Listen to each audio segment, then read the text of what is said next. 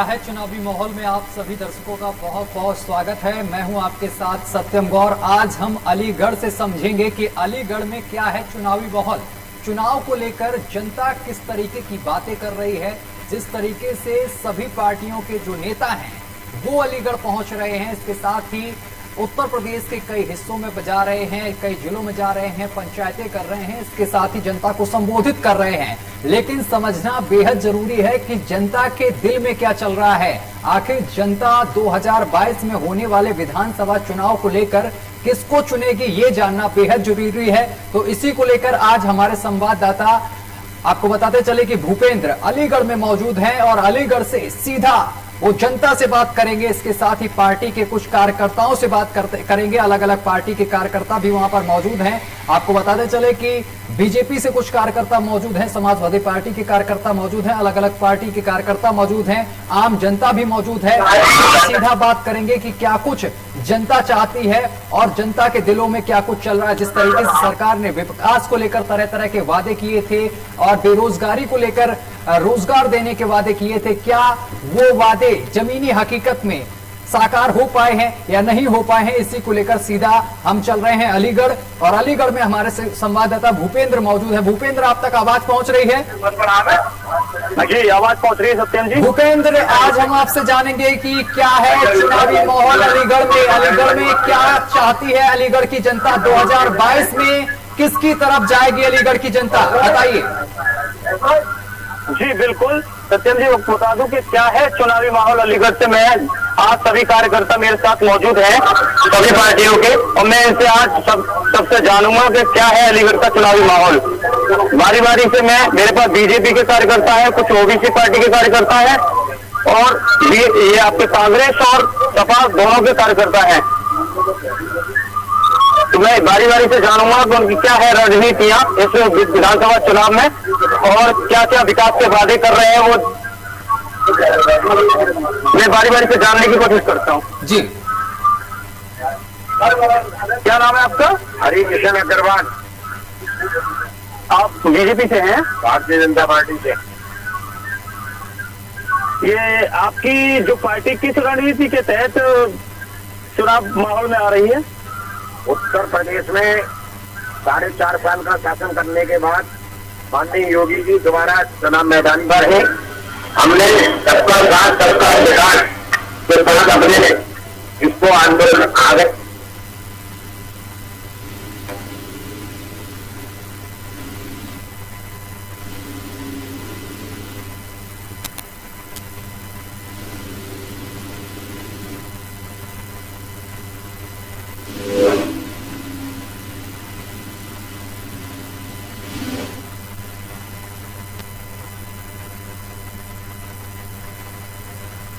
भूपेंद्र, आपकी आवाज हम तक नहीं पहुंच रही है, शायद संपर्क टूट गया। भूपेंद्र से एक बार फिर से संपर्क साधने की कोशिश करेंगे, लेकिन आपको बताते चले कि चुनावी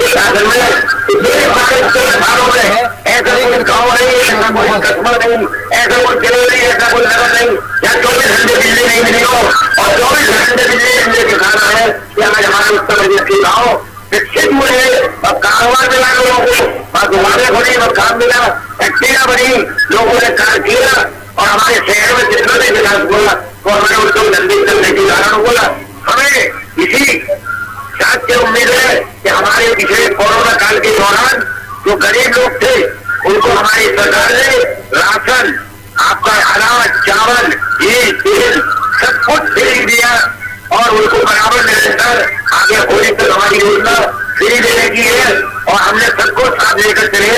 और एक और हमारी उत्तर प्रदेश शासन की सबसे बड़ी खूबी रही है, पिछले 4.5 साल में उत्तर प्रदेश के अंदर एक भी दंगा नहीं हुआ। ये हमारे प्रदेश में हमारी सरकार की पहचान है।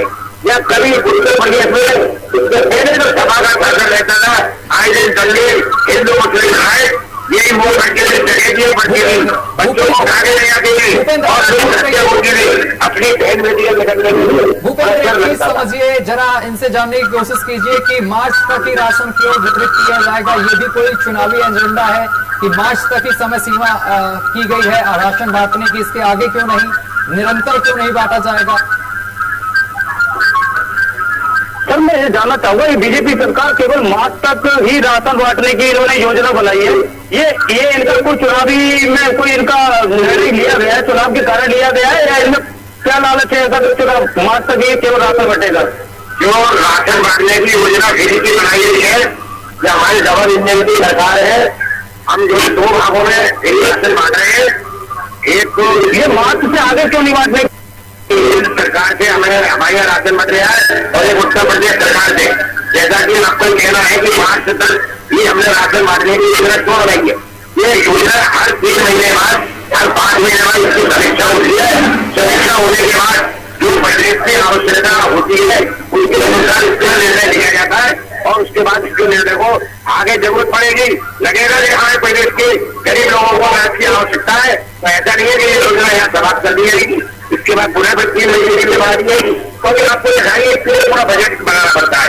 तो 1 रुपए की योजना जो है जिसमें करोड़ों रुपए, अरबों रुपए का खर्चा होता है, उसके बाद इस योजना को जब पैसा हमारे पास इकट्ठा हो जाता है, उसके बाद जब इकट्ठा कराया जाता है सरकार के द्वारा, फिर जब ये योजना सिर्फ लागू की जाती है। अच्छा, एक बार जो विधानसभा चुनाव नजदीक है, तो इसके लिए आपने कोई नई रणनीति तैयार की है चुनाव जीतने के लिए, कि जनता को जिससे लड़वाए जा सके, जनता आपके साथ में पहले की तरह आपको पूर्ण बहुमत से जिता सके, ऐसा कुछ है? जनता को लुभाने की आवश्यकता ही नहीं है। पूरा प्रदेश में भाजपा की सरकार बनने जा रही है।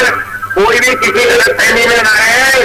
जिन्होंने सपा के शासनकाल में गुंडा राज का स्थापित किया है, वो लोग समझ रहे हैं अब प्रदेश में गुंडा राज आने वाला नहीं है।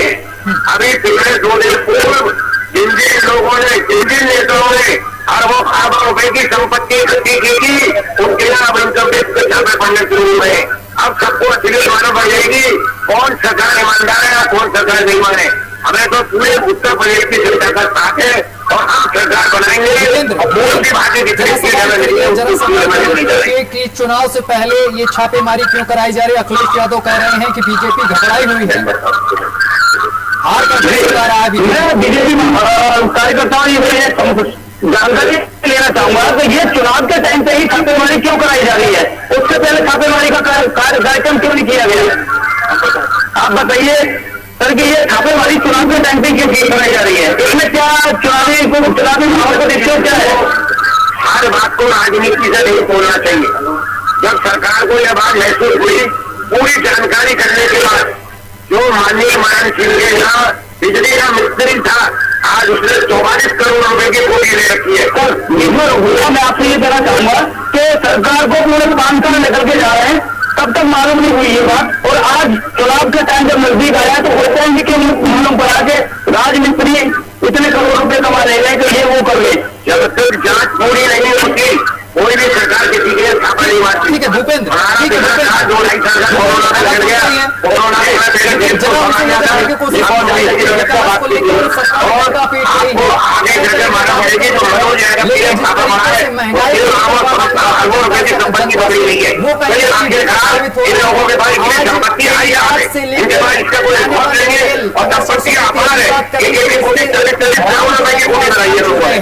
वो सब बोलते आ जाएगा।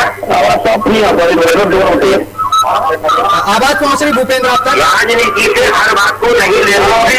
बताइए भूपेंद्र, एक सवाल कीजिए। जिस तरीके से सरकार ने बड़े बड़े वादे किए थे विकास को लेकर, महंगाई कम करने को लेकर, लेकिन महंगाई आज अपने चरम सीमा पर है, ऐसा क्यों? आज प्याज के दाम बढ़ रहे हैं, आज सरसों के तेल के दाम आसमान छू रहे हैं, एलपीजी और इसके साथ ही जो सिलेंडर है इनके दाम लगातार बढ़ते जा रहे हैं। सर ये बताइए कि जिस प्रकार से सरकार जो गवर्नमेंट आपकी बीजेपी की बनी थी, उस टाइम पे बीजेपी ने वादे किए थे, महंगाई को लेकर काफी वादे किए थे, लेकिन उसको देखते हुए आज महंगाई इतनी चरम सीमा क्यों छू रही है, जिसमें कि आपके प्याज के दाम भी बहुत बढ़ रहे हैं, तेल जो सरसों का तेल है वो भी बहुत बढ़ा हुआ है, ऐसा क्यों है? आप एक बार तो ये कहते हैं कि किसानों को फसल का मुआवजा मिलना चाहिए, सही उचित रेट किसानों को मिलनी चाहिए। जब सरकार किसानों को उचित रेट देगी तो अपने आप महंगाई बढ़ेगी जिसके अंदर। तो आपका कहने का मतलब है किसानों को उचित रेट देंगे तो महंगाई बढ़ाएंगे नहीं, अपने आप बढ़ेगी। जब आप गेहूं महंगा खरीदेंगे तो गेहूं महंगा खरीदेंगे तो महंगा दिखेगा बाजार के अंदर। जब हम किसानों को गेहूं महंगा बिक कहाँ रहा है? गेहूं महंगा बिक कहाँ रहा है? गेहूं महंगा बिक कहाँ रहा है? मगर किसानों को भारी कीमतों का सामना करना हुआ है। बिचौलिए क्या चाहते हैं कि 10 साल बाद चूड़ा या चौगड़ा रेट हो जाए तो अपना फिर महंगाई। लेकिन सर महंगाई तो काफी बढ़ गई है। आप आज की डेट में प्याज का रेट देख लीजिए, तेल का देख लीजिए, चीनी का देख लीजिए, हर चीज में महंगाई है। आपकी सरकार में पेट्रोल तक को नहीं छोड़ा, उसमें भी महंगाई है। ऐसा क्यों, आप बताइए। देखिए ये तो बेकार की बातें हैं। आपका तो ये बेकार की बातें क्यों है? पूछिए जरा, बेकार की बातें क्यों है? जनता पार्टी का समर्थक करता हूँ। मैं मीडिया के माध्यम से, आपके चैनल के माध्यम से एक बात कहना चाहूंगा, जनता सब जान चुकी है कौन चोर है कौन ईमानदार है। जनता कैसे जान जाएगी? ज्यादा महंगाई बेचती है जनता और ज्यादा महंगाई को बर्दाश्त कर रही है, उसके बाद में समझ जाएगी जनता का क्या है। एक बात कहना चाहूंगा, आप महंगाई को कह रहे हैं, अखिलेश जी के सरकार में किसी के पास मोबाइल एंड्रॉइड नहीं था। भाजपा की सरकार में ये देखिए हर व्यक्ति के पास एंड्रॉइड मोबाइल। तो क्या भाजपा ने बांटे हैं? भाजपा ने बांटे हैं एंड्रॉइड फोन? पूछिए जरा। हम देश क्या ये एंड्रॉइड मोबाइल भाजपा ने बांटे हैं? हम देश बनाने का, आप पहले मेरी बात का जवाब दीजिए। एंड्रॉइड मोबाइल भाजपा ने बांटे हैं? आप दीजिए जवाब। ऐसा है भाई साहब, देश तरक्की करेगा, देश में सड़कों का जाल बिछाया जा रहा है और सेना पर लड़ने के लिए हमारे सैनिकों को तैयार किया जा रहा है।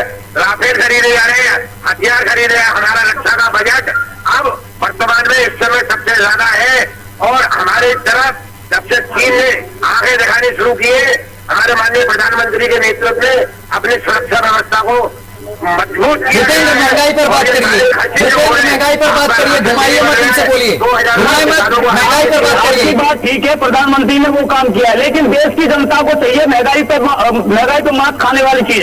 यानी देश की जनता महंगाई में अपनी दिन रोज भूखी तड़पती मर रही है, हर चीज में महंगाई है। आप उसके लिए क्या कहना चाहेंगे? आपकी सरकार उसके लिए क्या कहना चाहेगी? कितनी नौकरियां मिली लोगों को? जवान से ये भी जानिए। कंट्रोल में की जा रही है। हमने पेट्रोल और डीजल के रेटों को कम किया है, मगर दुर्भाग्यवश जिन क्षेत्रों में विपक्ष की सरकार है प्रदेशों में, वहाँ अभी तक उन रेटों को, पेट्रोल और डीजल के रेटों को कम नहीं किया गया। आप ये बताइए, आपने इस देश की जनता को कितने युवा है उनको नौकरी आपने कितनों को दे दी? कितना बेरोजगार खत्म किया आपने? कितने % खत्म किया? आप यही बताइए।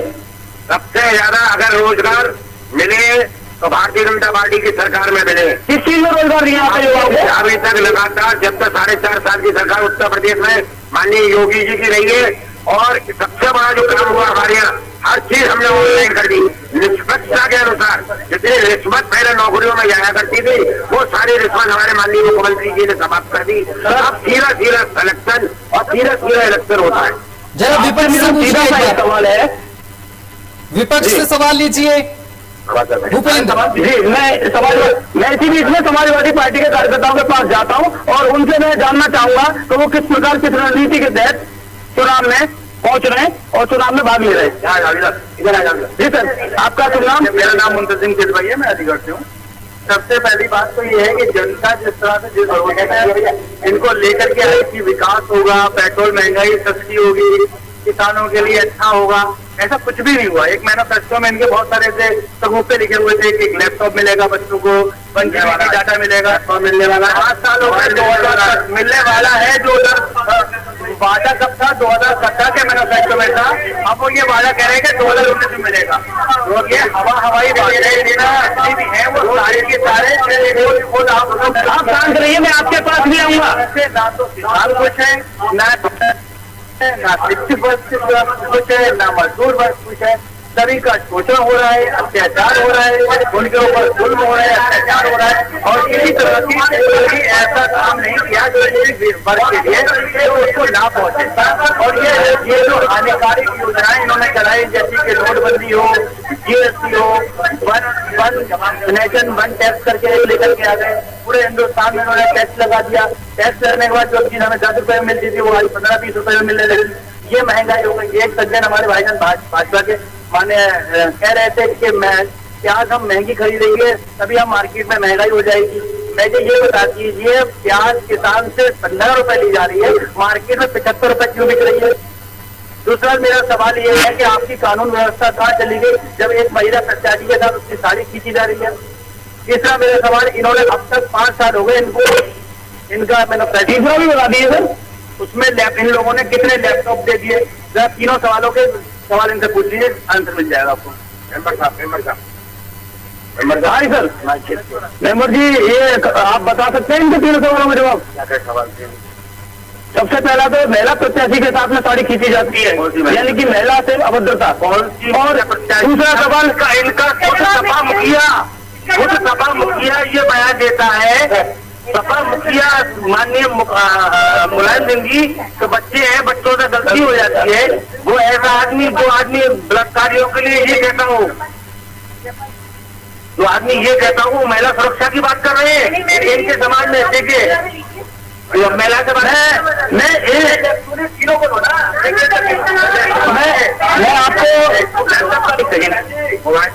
आपसे ये दूसरा सवाल भी करना चाहूंगा साथ में कि ये इतनी महंगाई चरम सीमा में पहुंच रही है, तो इसके लिए आपकी सरकार ने कोई कदम क्यों नहीं उठाया? महंगाई कहाँ पर है, किस चीज में? आप 2000 प्याज इतनी महंगी है,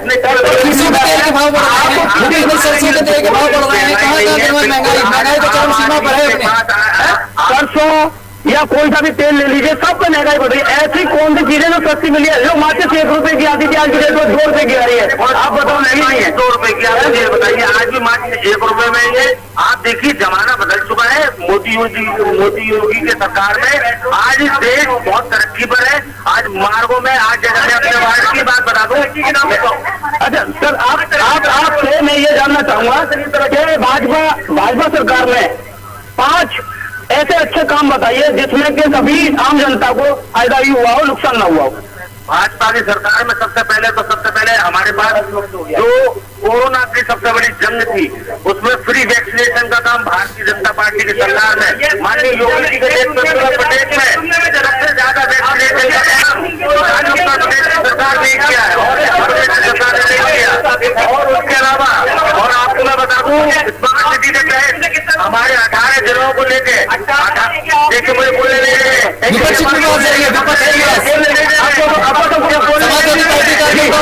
सवाल लीजिए। मान्य जी आप मुझे बता दीजिए कि समाजवादी पार्टी कार्यकर्ताओं से सवाल लीजिए, जवाब दीजिए। की वजह से आपको ये बताइए कितने लोगों की डेथ हुई, कितने लोग।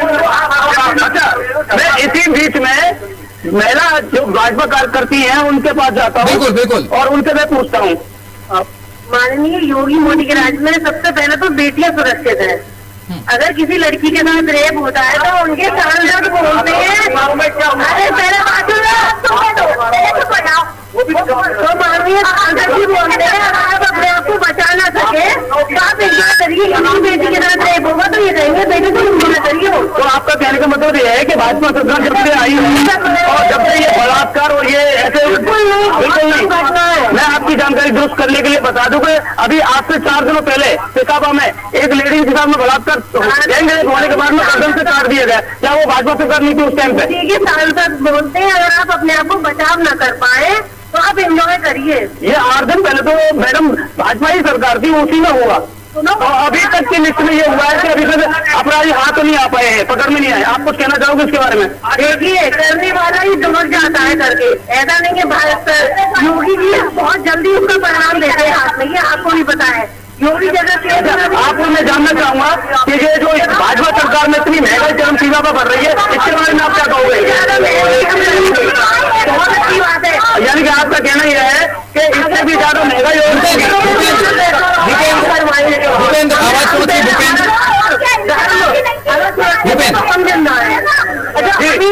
भूपेंद्र सवाल जरा लीजिए कि किसानों की आय दोगुनी करने की बात की थी, आज किसान आवारा पशुओं से परेशान है, हमारा मवेशी जो है उनकी फसलें नष्ट कर रहे हैं, आवारा पशु जो है उनकी फसलें नष्ट कर रहे हैं किसानों की। किसान की आय दोगुनी करने के लिए मोदी जी ने बहुत अच्छे भाषणों में बोला था, लेकिन आज की डेट में किसानों की फसलों को जो पशु हैं, मवेशी हैं, जो घूम घूम कर उनको बर्बाद कर रहे हैं और किसान भी परेशान है, जिससे उनकी फसल वगैरह नष्ट हो जाती है। उसके बारे में आप क्या बताओगे? क्यों मोदी जी ने तो बहुत अच्छा उनको अब आंदोलन भी वापिस ले लिया है। आंदोलन की बात नहीं कर रहे हैं, मवेशियों की बात की जा रही है यहाँ पर। मैं मवेशियों की बात कर रहा हूँ जो आवारा पशु घूमते हैं उनकी। आप भाजपा से हैं, मैं आपसे पूछ रहा हूँ, ये भाजपा के लिए सवाल है। जो आवारा पशु घूम रहे हैं और जो किसानों की फसलों को नष्ट कर रहे हैं, उनके लिए रोकथाम के लिए मोदी जी क्यों नहीं यत्न कर रहे हैं और योगी जी क्यों नहीं यत्न कर रहे हैं? गौशाला होने के बावजूद भी वो आवारा पशु क्यों नहीं रुक रहे हैं?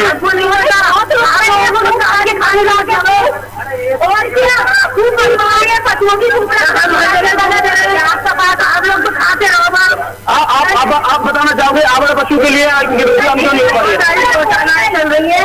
अगर आपके संज्ञान में कोई भी ऐसा पशु है तो आप हमारी राधारमण गौशाला है, धर्मा मसाले गौशाला है, देखिए आप कितनी अच्छी व्यवस्था है वहाँ पे। अब मोदी जी हमें गली गली तो नहीं ढूंढेंगे, हम गली क्या बोलने के लिए लिखा है या आपको आपको नहीं दिखता है गली गली ढूंढने की क्या बात है? आप गाँव में जाइए, आपके कार्यकर्ता गाँव में जाते हैं, किसान से पूछ के जाके तब पता चलेगा ना आपको। आप किसानों के बीच जाते ही नहीं है। ये जो है ना पशु आप जो कार्यकर्ती है ये भाजपा की, इसके साथ साथ में आपको जानकारी में होगा कि आप इस शहर में रहती हैं। शहर से आप कभी गांव में निकल के गई हैं? गांव में आपने देखा है कितने प्रकार से उनकी किसानों की फसलें नष्ट होती हैं। आप कहना चाहोगे होती है नहीं होती है? देखिए अब उनको आवारा पशु जब खराब कर देंगे फसलों को तो किसान कहाँ से खाएगा? इसके लिए कोई योगी मोदी को आएंगे, इसके लिए हम लोगों को ये तो आप लोग करिए ना, सुरक्षित जगह पे रखें। आप लोग करिए ना इसके काम। योगी मोदी आएंगे। आप इसमें काम क्यों नहीं करना? फिर भाजपा का काम है ना ये काम करने का। भाजपा का काम है कि जगह जगह से पशुओं को ले। अरे आपकी व्यवस्था बहुत अच्छी है। नगर निगम है जो गाय वगैरह को भर के गौशाला पहुंचाते हैं, वो उसको देखने वाले कौन है? भाजपा सरकार की कार्यकर्ता ही है। भैया बहुत अच्छी व्यवस्था है। व्यवस्था अच्छी है लेकिन व्यवस्था दिख नहीं रही ना, जमीनी हकीकत नहीं दिख रही है। अच्छा मैं इसी बीच में कांग्रेस प्रत्याशियों के पास जाकर इनसे जानने की कोशिश करता हूँ कि इनकी क्या रणनीति रहेगी इस चुनाव में। मैं पार्थ साई मलिक, मेरी बड़ी बहन ठीक है जो बैठी है बराबर में, अभी ये कह रही थी जो भाजपा की कार्यकर्ता है, और ये कह रही थी कि कोई माँ आपके चैनल के माध्यम से बताना चाहता हूँ, कोई माँ या सोते नहीं हो या सगी हो, कोई माँ अपनी बेटी का कुछ गलत करा सकती है? मेरी बड़ी बहन बैठी हुई है कार्यकर्ता भाजपा की, वो कह रही है उन्होंने बदनाम कर रहे हैं सरकार को, अपनी बेटी के साथ में ये कराया, ठीक है वो नाम नहीं लूंगा, क्या कराया आतंकवादी के साथ में। कोई माँ ऐसी है जो अपनी बेटी के साथ में ये सारे काम करा सकती है? मेरी बहन कह रही है, इनसे थोड़ा सा जवाब इनसे ले लीजिए, जवाब ले लीजिए। जब एक माँ कह सकती, आपको जवाब दोगे इसके बारे में? माँ है माएँ होती है वो कर सकती है, ऐसा माँ कर सकती है ये माँ। वैसे तो हमने इतिहास के पन्नों में ग्रंथों में भी लिखा है और पढ़ा है कि माता को माता नहीं होती, जब बेटा कपूत हो जाते हैं। आप ये कैसे कह सकते हो? हो जाती है माँ को माता। अब इनके अच्छा सर मेरे को ये बताइए, सीधा सा सवाल है कि आप इस बार किस रणनीति के तहत में चुनाव में आए हैं? हम रणनीति के तहत हमारे जो मुद्दे हैं, हमारे जो क्या मुद्दे उन मुद्दों के बारे में सबको बताइए। 4.5 साल के अंदर जो योगी जी की सरकार ने, ठीक है, जो आज की रेट में प्राइम रेट उठा लीजिए, महंगाई उठा लीजिए, इनमें 5 और 100 रुपए में फर्क नजर नहीं आता। समझ रहे मैं कहना चाहता हूँ? जब 2008 से 4-5 साल पहले आप चले जाएंगे तो जो हमारी सरकार थी, जब हमारी सरकार तो 2013 में पेट्रोल था 60 रुपए है ना, 65 रुपए, और आज की डेट में 100 रुपए पेट्रोल है। इन्हें 60 और 100 में नजर अंतर नहीं आता। प्याज 10 रुपए 20 रुपए की आज 40-50 बिक रही है। आटा तेल भाव देख लीजिए क्या बिक रहा है, इनको फर्क नहीं पड़ता। इनको सिर्फ और सिर्फ क्या कहते हैं, हवाओं में इनकी बात चल रही है, सबका साथ सबका विकास। इनका एक पत्रकार, आप पत्रकार है, अभी की घटना सुन लीजिए जिसमें अभी वापस लखीमपुर खीरी में जो किसानों को मारा गया था, ठीक है, मारने के बाद उस SIT की जांच हुई, तभी ये लोग कह रहे थे कि हमारे लोगों ने नहीं मारा, ये बाहर के लोग हैं, ये आ गए वो आ गए, ठीक है। SIT की जांच तो कोई नहीं छोड़ा सकता, ये नहीं छोड़ा था। SIT की जांच जब होती है, SIT की जांच में क्लियर हो जाता है कि उनको जबरदस्ती मारा गया है, रौंदा गया है, ठीक है। जब एक पत्रकार, आप पत्रकार है, ठीक है, आपकी एक वैल्यू है आपकी, ठीक है, पत्रकार चौथा स्तंभ है आप, ठीक है, आपके पत्रकार का, वो भी आपका पत्रकार कहीं ना कहीं किसी न किसी लेवल पर कहीं साथी है, वो पत्रकार जब सवाल करता है SIT के लेकर कि SIT के बारे में, भैया ये फलानी की बात आपका SIT में, उनका जो मंत्री है, गृह मंत्री, समझ रहे हैं, उनके मोबाइल फोन जेब में रख के चले जाता है, उनको धक्का देने लगता है। इतना ये सब बातों के साथ साथ में मैं आपसे ये जानना चाहूंगा कि आपकी सरकार में महंगाई बहुत कम थी, आप कह रहे हैं जी, लेकिन आपकी सरकार में महंगाई भी कम थी, सारे अच्छे काम हो रहे थे, फिर आपको जनता ने नकारा क्यों? जनता ने नकारा, क्यों नकारा? जनता ने नकारा, आप उसी को तो बोल रही है। जनता को इन्होंने ये लालच दिया 15 लाख रुपए देंगे, झूठ बोला 15 लाख देंगे, कहाँ किसके तो 15 लाख है? किस सरकार ने लालच दिया? प्रधानमंत्री ने बड़े मन से ऐलान कि हम 15-15 लाख रुपए डालेंगे, तो नहीं किसी के खाते में आया हो, मैं जो डाला गुमराह करके सरकार। आपकी सरकार के इस बार क्या क्या वादे हैं और क्या क्या विकास करेंगे आप? राशन की बात करते हैं, राशन के मुद्दे पे तो पूर्व प्रधानमंत्री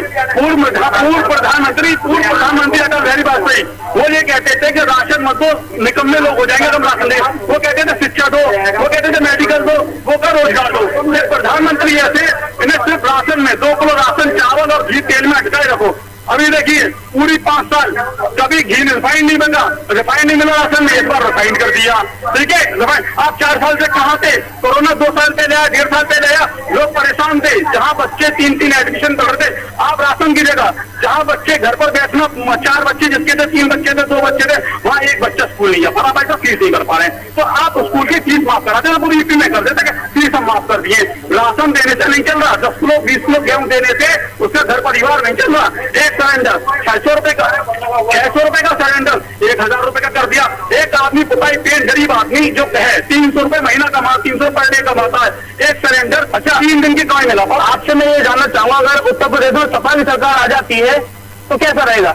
देखिए सपा सरकार तो हमारा कोई, हम कांग्रेस ही है, ठीक है, कांग्रेस की बात करेंगे, ठीक है ना, हम कांग्रेस की बात करेंगे। आप मैं जानना चाह रहा हूँ आपकी राय, अगर सपा सरकार आती है क्यों आती है? हम तो कहेंगे हमारी सरकार आ रही है, हम क्यों बात करेंगे कांग्रेस की बात करेंगे? आप कैसे बात करेंगे? आप कैसे, आपने क्या क्या वादे किए हैं जिसकी सरकार के आपको पता चलेगा? कांग्रेस की बात करेंगे ना। अच्छा ये कैसे करें कि सरकार आ रही है? हम भी करें सरकार आ रही है, ये भी करें सरकार आ रही है, वो भी करें सरकार आ रही है। अच्छा मैं आपसे एक और सवाल करूंगा, क्या आपको लगता है उत्तर प्रदेश में बीजेपी सरकार दोबारा बनेगी? बिल्कुल नहीं, कहाँ से बन रही? जगह जगह गड्ढे हैं, जगह जगह एक नौकरी नहीं मिली, युवा रोजगार परेशान है, हर युवा परेशान है, जगह जगह घूम रहे, हमारे जगह जगह घूम रहे। एक आदमी मैं आपके पास अभी आता हूँ दोबारा, मैं सपा पार्टी से अच्छा अभी आपके ये कांग्रेस कार्यकर्ता जी ने बताया कि बीजेपी सरकार के ऊपर काफी एलिगेशन लगाए कि युवाओं को नौकरी नहीं मिली, महंगाई बढ़ी है। आप इससे सहमत हैं? आप क्या कहना चाहोगे इसके बारे में? देखिए भाजपा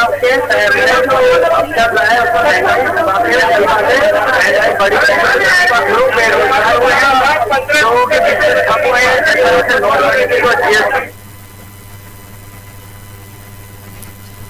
हो चुके हैं। कोरोना महाकाल में जिन लोगों ने किसी तरह की राहत नहीं दी, जो लोग कोरोना से मरे थे उनको कह दिया कि पीलिया से मरे थे, डायरिया से मरे थे, तमाम तरह की उनके डेथ सर्टिफिकेट में दिखवाते ताकि उनको महामारी का मुआवजा 5 लाख रुपए न मिले। दूसरी बात, सबसे बड़ी बात, ऑक्सीजन की कमी से लोग मरे थे, अधिकारियों को दबाव डाल करके जबरन उन लोगों ने लोगों को बचाने का काम किया और ऑक्सीजन लोगों को नहीं मिली। दूसरी बात यह है कि आज तक योगी आदित्यनाथ जी इन्होंने कहा था कि आते ही हम गड्ढा मुक्त कर देंगे, गड्ढा मुक्त नहीं करा पाए, आज तक कोई काम नहीं करा पाए। समाजवादी पार्टी के जितने रास्ते थे, चाहे वो एक्टिव हो, चाहे वो मेट्रो हो, चाहे अन्य विद्यालय हो। सर मैं आपके बीच में एक डिस्टर्ब करते हुए एक सवाल करूंगा कि ये बता रहा है बीजेपी सरकार ने कानून व्यवस्था को बहुत सारा मजबूत तरह से रखा हुआ है, इसमें कोई गलत काम नहीं होने दिए, दबंगगिरी नहीं करने दी किसी को, या मारपीट आइए उल्टे सीधे काम नहीं करने दिए। इसके लिए आप क्या कहोगे, ऐसा हुआ है या नहीं? देखिए बिल्कुल ऐसा नहीं है, भाजपा सरकार की कानून व्यवस्था बहुत खराब हुई है, दलालियों के अड्डे बना लिए और अड्डे इतने बड़े बड़े थे कि लोग अपने गहने बेच करके, जेवर बेच करके अपने बच्चों को पैसा न गहना पढ़ाया जा रहा था। दूसरी बात, कानून व्यवस्था की बात करें, गाँव में आप चले जाइए, कानून व्यवस्था क्या थी, आप आदर्श में चले जाइए, कानून व्यवस्था क्या थी, तमाम तरह के ना बेटी सुरक्षित है ना आपकी तरफ से है। आजम खान को भी इसी सरकार ने अंदर डाला है। अच्छा सर मैं एक चीज जानना चाहूंगा, जो आजम खान को इस बीजेपी सरकार ने जेल में भेजा है ना, उसके लिए आप क्या कहोगे? वो सही किया गलत किया है? देखिए एक के तौर पर उनको बताया गया, बताने के तौर में आपको मुर्गी चोरी, बकरी चोरी, जो इंसान लोगों के लिए मेहनत करने के लिए तत्पर तैयार रहता है, उसके ऊपर एलिगेशन लगाना क्योंकि ये लोग क्या है, ये मिली गए वक्त वाले लोग हैं, ये पूंजी घोटाले में शामिल होने वाले हैं। ये इन्होंने जो 3000 करोड़ की जो उन्होंने बिल्डिंग बना दी, वो जो 300 करोड़ में बनने वाली 3000 करोड़ में बनाई, उसमें दलाल है। ये लोग दलाली करके समाजवादी पार्टी को बदनाम करने का काम कर रहे हैं। समाजवादी पार्टी ने हमेशा अच्छा काम किया है और कानून जी जी मैं इसी बीच में बीजेपी के कार्यकर्ताओं के पास जाऊंगा और उनसे मैं जानने की कोशिश करूंगा। हाँ, आप कुछ कहना चाह रहे हैं? हमारे जो है सीएम जी कहते हैं कि उत्तर प्रदेश में दंगे नहीं हुए, ये धमकी है उत्तर प्रदेश वासियों की, अगर हमारी सरकार नहीं आएगी तो हम दंगे कराएंगे। और ये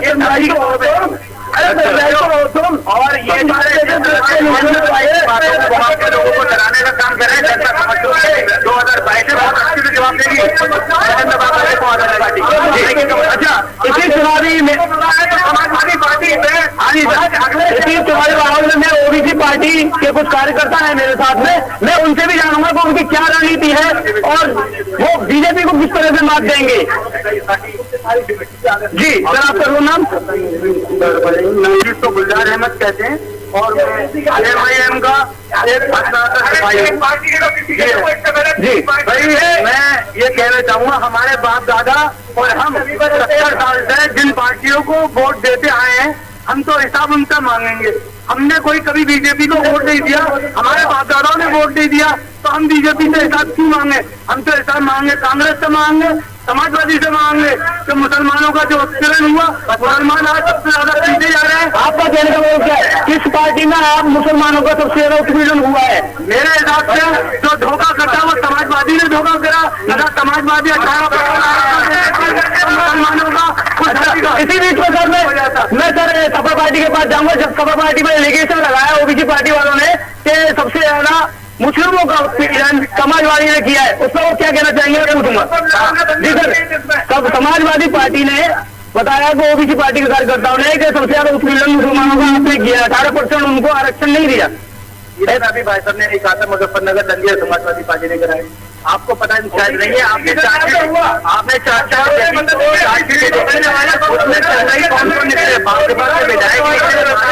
मेरा सीधा सा सवाल है, आप मुझे सबसे पहले ये बताइए कि मुसलमान का सबसे ज्यादा उत्पीड़न आपके ऊपर एलिगेशन लगाया ओबीसी पार्टी के कार्यकर्ताओं ने कि सपा पार्टी ने किया है, क्या ये सही है?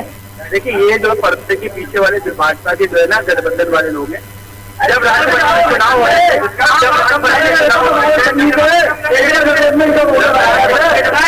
ओबीसी पार्टी वाले कुछ कहना चाह रहा है, उनके पास जाऊंगा। ऐसा है, बीजेपी की बी टीम और ए टीम ये दोनों ही है। पहले हाँ, बीजेपी वालों को जब बिगड़ा के हार हो रही है तो उन्होंने समाजवादी को पैसा भर दिया कि सब इकट्ठे हो जाओ ओवैसी साहब और बंटवारा कर देंगे। ये भी है, यानी आपका कहने का मतलब ये है बीजेपी की चाल है।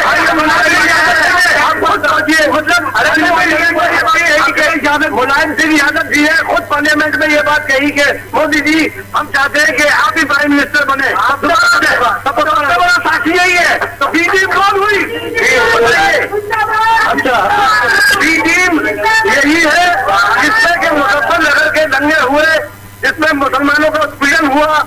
आज योगी सरकार ने उनके जो मुस्लिम थे वो फंसाए गए हैं, आज वो मुस्लिम जेल में है, जिसने योगी सरकार ने काफी मुकदमे कर लिए।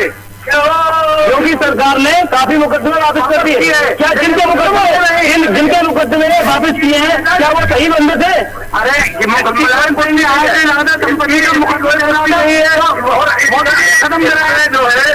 मुलायम सिंह यादव खुद उसमें थे जब मुजफ्फरनगर के दंगे चल रहे थे, तो वहाँ पे तमाम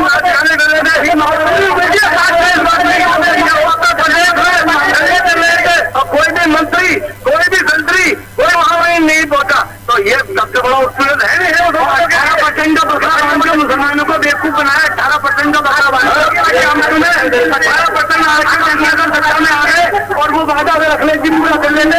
आज हर थाने के अंदर, हर डिपार्टमेंट के अंदर 18 मुसलमान देखते, 18 आज हमारे अंदर कोई ग्रेजुएट नहीं है, आज हमारे हाई स्कूल तक बच्चे नहीं है। बताइए, सोचने वाली बात है। आज नौकरी मिला हुआ 2.5 लाख का। ये सारा कुछ आपका कहने का मतलब ये तो समाजवादी ने किया। बिल्कुल, जो हमारा वोट लेता आया है हम उससे हिसाब मांगेंगे।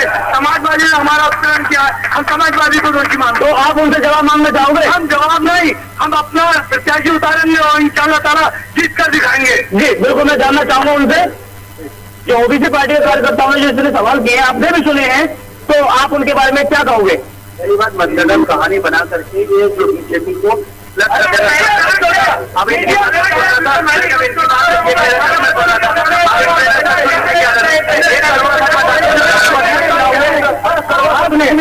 सुन तो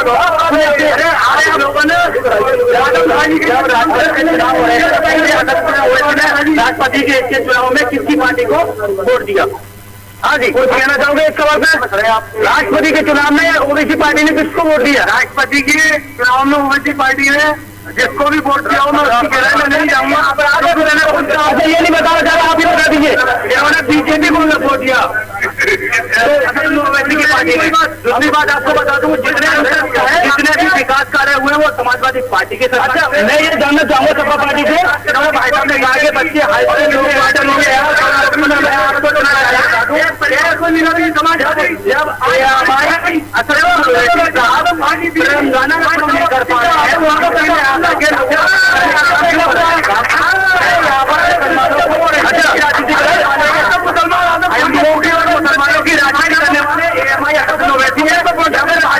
समाजवादी पार्टी अच्छा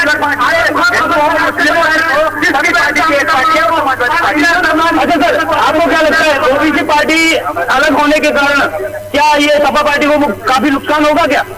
यानी बिजली खंबा नोचे वाला होगा। हमारे समाजवादी पार्टी के प्रत्याशी के वोट आए 10,000, इनका विधायक का प्रत्याशी वोट बता दो 427 वोट लेकर के आया था, इस बार 200 के वोट नहीं लेकर आ पाया। लोग समाज के हैं ये अंदर। सपा पार्टी का कहना है कि पिछली बार एक प्रत्याशी आपका 400 कुछ वोट ले गए थे, आपसे वो कह रहे हैं 200 वोट तक नहीं लेते आ रहे हैं। गेहूं के दाने चंद होते हैं जो बीज होते हैं, और बाकी जो दाने होते हैं वो आटे में पिस जाते हैं। वो चंद ही सिपाही हैं जो आज तुम्हारे सामने मंच पर बैठे हुए हैं। आज समाजवादी ने आदम खां की मिट्टी खराब कर दी, कबर के रास्ता दिखा दिया। आज उसके नाम पर सारे मुसलमान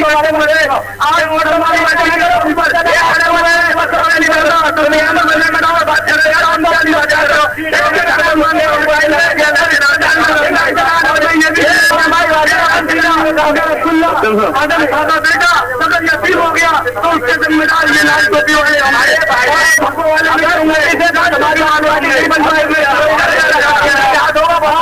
मैं गुलजार अहमद ये भी चैलेंज के साथ कह रहा हूँ, आज मेरे पीठ जी को सपना दिखा है कि शहर का एक सवाल आपसे एक सवाल है मेरा कि बीजेपी पार्टी ने जिस तरह से 10 साल से मजबूती हासिल कर रखी है, आपको क्या लगता है कि आपकी कोई सीट वगैरह आपको कहीं से वोटिंग वगैरह में कुछ अंतर दिखेगा, उनकी वजह से कुछ परेशानियों का सामना करना पड़ेगा? हमें जरा भी परेशानी का सामना नहीं करना पड़ेगा। आज मुसलमानों को जो 20% मुसलमान है उत्तर प्रदेश के अंदर, आज उन्हें ओवैसी साहब को समर्थन यानी क्या ओवैसी साहब के साथ टैक्स अखिलेश यादव ने नहीं किया, इसलिए एक मुसलमान देगा। और मैं कसम खाता हूँ अपनी जब पसंद का मन का सब बेच दूंगा और इस समाजवादी को जीते नहीं दूंगा, जीते की बात दूसरी पार्टी जीते। बहुत बड़ा टीम में कुछ भी हो जाए समाजवादी पार्टी को जीतने नहीं दूंगा। इसके बारे में समाजवादी पार्टी के कार्यकर्ता जी के पास पहुंचूंगा और उनसे जानना चाहूंगा कि अगर वो ऐसा कहते हैं तो उनको किस प्रकार के नुकसान का सामना करना पड़ेगा। मैंने आपसे पहले कहा यानी दिल्ली को खंबा नोचने वाला है। अरे खंबा क्या सबको मालूम है, आपको बता दूं गठबंधन नहीं किया इसलिए इनके दिल से बोलो समाजवादी पार्टी ने कौन समाज को कौन छोड़ दिया, सारे समाज का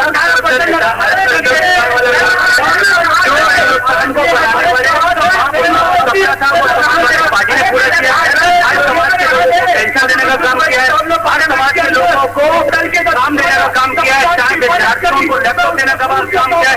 आज तक मैं आपको बता दूं इनको छोड़िए, ये हमारी फाइट में नहीं है। मैं भाजपा वालों से पूछना चाहता हूँ 3-4 साल से कितने बच्चों को स्कॉलरशिप मिल गई, कितने गरीब बच्चे ऐसे हैं जिनको आज तक स्कॉलरशिप नहीं मिली, आज कितने ऐसे लोग हैं जो बेरोजगार पड़े हुए हैं। यूनिवर्सिटी यहाँ पर एक इन्होंने मेट्रो दी थी, मैं आपको बताऊँ मेट्रो भी 2002 में मेट्रो दी थी गुजरात में, उसकी प्रधानमंत्री नरेंद्र मोदी जी ने जब मुख्यमंत्री मेट्रो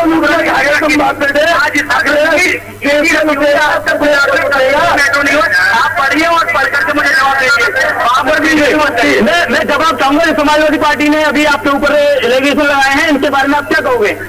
सबसे पहले तो मैं समाजवादी पार्टी और अपने चंद मित्र जो बैठे हुए हैं उनको बता दूं कि मुसलमानों का समाजवादी पार्टी सिर्फ उपयोग कर रही है। आज तक समाजवादी पार्टी के द्वारा अगर किसी एक मुसलमान का भला हुआ हो तो मुझे आप बता दीजिए इनका सिर्फ प्रयोग होता है और आपसे नहीं, जब से देश आजाद हुआ है किस तरह का प्रयोग हो रहा है, आजादी के बाद मुसलमानों के वोट का प्रयोग होता है और सिर्फ भारतीय जनता पार्टी के शासन में अगर मुसलमान सुरक्षित है तो भारतीय जनता पार्टी के शासन में सुरक्षित है और किसी शासन में सुरक्षित नहीं है। और हमने दिया है तो भारतीय जनता पार्टी ने दिया है, भारतीय जनता पार्टी ने कर दिया है। ठीक है भूपेंद्र, आवाज भूपेंद्र लास्ट 30 सेकंड है आपके पास, जल्दी से भी सवाल लीजिए और उसके बाद समय समाप्त हो रहा है। जी मैं इसी बीच में कुछ जानकारी और हासिल करूंगा। मैं भाजपा कार्यकर्ता के पास में पहुंच रहा हूँ। मैडम नर्सों को बंद किया है। अच्छा आप हो रहा था अभी बच्चों को अच्छा मेरा सवाल तो सुनिए, मेरा सवाल सुनिए। अभी चाचा भतीजे दोनों एक हो गए, उससे आपको नुकसान कैसा लगेगा? अपने पिता का ना होगा तो हमारा क्या होगा, देश का क्या होगा, यहाँ की बहनों का क्या होगा। पहले अपने पिता को तो कर ले, पिता को तो लात मार दी, हमारी बेटियां मोदी के आज में सुरक्षित है। मैं अलीगढ़ की सारी बहनों से ये कहूंगी वो सिर्फ अपना वोट कमल को दे। आप मुस्लिम बहनों को भी देखिए। मैं इसी बीच में कांग्रेस कार्यकर्ता के पास आऊंगा। जल्दी से प्रतिक्रिया लीजिए। कहना चाह रहे हैं, हाँ जी बताइए। योगी सरकार के राज्य मंत्री हैं यहाँ अलीगढ़ में, उन्होंने कहा था कि देश के 45,000 मदरसों को हम बंद करा देंगे, है ना। तो हमारे मदरसों को बंद कराने की बात की जाती है। डिप्टी सीएम कहते हैं कि सब काशी में और अयोध्या में हो चुका है, अब मथुरा की बारी है। अरे कहाँ सड़क दो, नाली खरंजा सब बना दे। अच्छा आपकी जब सरकार थी तो आपने क्या दिया? सब कुछ दिया सुनिए, जब देश आजाद हुआ कार्ड की गाड़ियाँ चलती थी, सड़क। अच्छा सत्यम जी, इसी बीच मेरे पास कुछ जनता के बंदे आगे बैठे हुए हैं तो मैं इनसे राय लेना चाहूंगा कि इस बार कौन सी सरकार चाहते हैं वो लोग। जी आप आम जनता हो तो आप उससे मैं जानना चाहूंगा कि इस बार आपको किसकी सरकार की आवश्यकता रहेगी, कौन सी सरकार अच्छी रहेगी? जी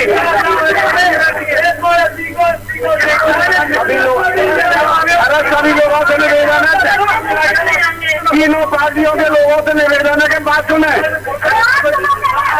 बात सुनिए।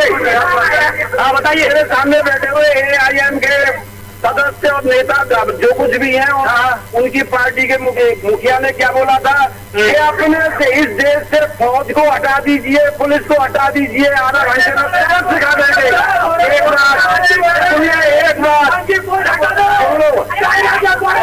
अच्छा एक सेकंड आपको बोल रहा हूँ मैं जी, सबको का आप ये बताइए इस बार किसने सरकार उनकी है?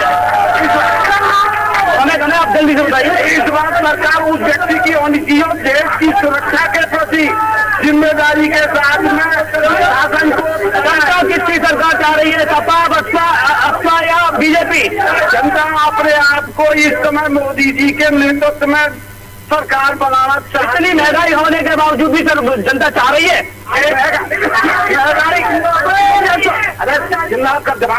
महंगाई का मामला जहाँ तक आता है, ये इस पेट में जब तक अन्न पड़ेगा उससे पहले यदि मृत्यु हो जाती है, अफगानिस्तान और पाकिस्तान की तरह पिंड खड़ी रह जाती है, सोने चांदी रह जाती है। अच्छा के पास देना चाहूंगा अकबर उद्दीन ओवैसी, जिनके बारे में इन्होंने जवाब देना चाहूंगा। बताइए। अकबर उद्दीन ओवैसी साहब ने तेलंगाना के अंदर उर्दू को सेकंड लैंग्वेज बनवा दी।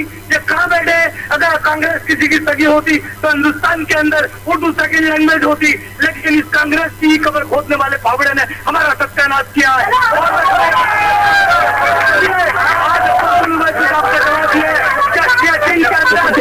इनको भी कब्जा कर लिया है, ओवैसी साहब को चाहने वाले अगर आपके साथ कुछ कहना चाह रहे हैं, ये कांग्रेस कर रहे हैं कि हमारे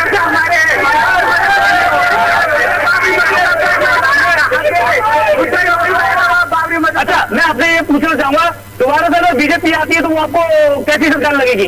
बीजेपी में कोई बुराई नहीं है, कोई दिक्कत नहीं है, बीजेपी में कोई भूपेंद्र समय की कमी है, आम जनता से सवाल लीजिए जल्दी से। आम जनता से समझिए कि आखिर क्या अलीगढ़ का माहौल है। बीजेपी में कोई बुराई नहीं है, वो देश को लूट रही है। जी जी जी जी, आप बताइए इतना किसकी सरकार होनी चाहिए? सबसे पहले तो एक पत्रकार का काम होना चाहिए, तमाम जो है वो लोग बैठे अलग अलग पार्टी। आप ये बात चल रहा है, आप वो बताइए जो मैं पूछ रहा हूँ आपसे, किसकी सरकार आपको हित में सही रहेगी, किसकी सरकार होनी चाहिए? देखो, सबसे पहली बात एक उत्तर प्रदेश में चुनाव है, सरकार कैसी होनी चाहिए? पहली सरकार तो एक ऐसी कौन सरकार है जो यहाँ के तमाम नागरिकों को सुरक्षा देने की बात करे? क्योंकि हम अक्सर देख रहे हैं कि आप होटल के रूम में रुके हुए हो, यहाँ पर रोड पर चलने वाले हो, कोई धर्म की टोपी देख करके कोई किसी की मॉब लिंचिंग हो रही है, कोई जो है टोपी देख करके लिंचिंग कर रहा है, कोई दाढ़ी देख करके लिंचिंग कर रहा है। तो सबसे पहली चीज ये बेसिक बुनियाद जो है वो ये है कि कौन सी सरकार हमारी सुरक्षा की गारंटी लेगी। दूसरी चीज उसमें महत्वपूर्ण यह है कि रोटी कपड़ा मकान, इन तीनों चीज की कौन गारंटी लेगा?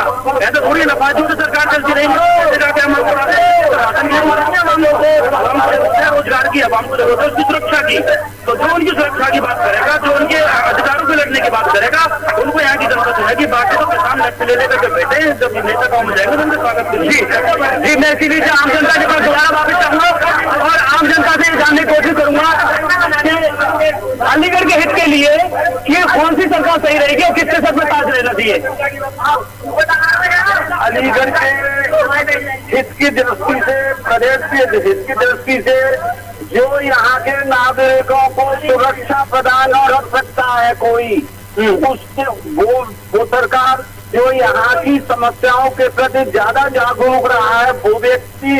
इसके भी अलावा एक बात और कहूंगा मैं, मेरी बहनें बुरा न माने, चलता देख लिया तो बलात्कार, ये हाथरस वाली घटना के संबंध में मैं कहना चाहूंगा। इसके भी अलावा मैं इसमें बीजेपी से कुछ प्रतिक्रिया लेना चाहूंगा। भूपेंद्र, समय की कमी है, बहुत बहुत शुक्रिया आपका हमारे साथ जुड़ने के लिए। तो अलीगढ़ से हम आपको दिखा रहे थे जनता की राय, आखिर जनता क्या चाहती है, क्या है चुनावी माहौल, ये हम सीधा आपको दिखा रहे थे। हमारे संवाददाता भूपेंद्र सीधा लाइव वहां से जुड़े हुए थे। तो आपने देखा कई पार्टियों के यहाँ पर कार्यकर्ता भी मौजूद हैं और कार्यकर्ताओं की अलग अलग प्रतिक्रिया सामने निकल कर आई। कार्यकर्ताओं ने अपनी तरीके से अपनी बात रखी, विकास को लेकर भी बात हुई, वहीं पर कई कार्यकर्ता और जनता ने भी अपनी अपनी राय रखी। फिलहाल मेरे साथ अभी के लिए बस इतना ही। देश दुनिया की तमाम खबरें देखने के लिए देखते रहिए लोकमंच न्यूज।